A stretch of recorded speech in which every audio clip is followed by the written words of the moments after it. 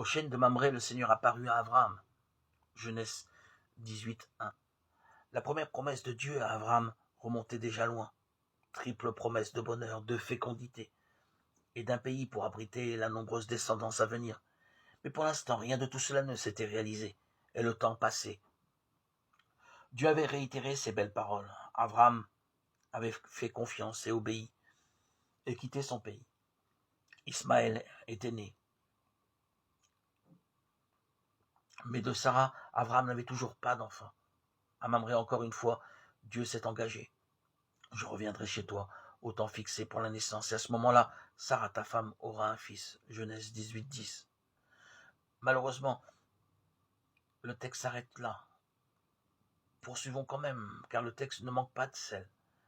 Il se trouve que Sarah écoutait aux portes. Elle ne put s'empêcher de rire en entendant la promesse du visiteur.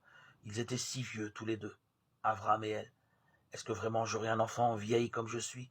Ce rire résonne encore dans la mémoire collective d'Israël. Le nom même d'Israël, ce fils de la promesse, en porte la trace. On aime à le rappeler, Abraham donna un nom au fils que Sarah lui avait enfanté. Il l'appela Israël, c'est-à-dire il rit. Abraham avait 100 ans quand naquit son fils Israël. Sarah dit, Dieu m'a donné l'occasion de rire. Quiconque l'apprendra rira à mon sujet. Genèse 21, 3, 6.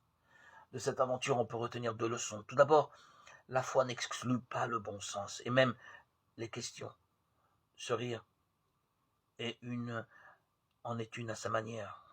Ensuite, il faut graver en lettres d'or dans nos cœurs la réponse du Seigneur au rire de Sarah. Y a-t-il une merveille que le Seigneur ne puisse accomplir? Genèse 18, 14.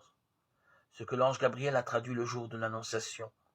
Rien n'est impossible à Dieu. Luc 1, 37.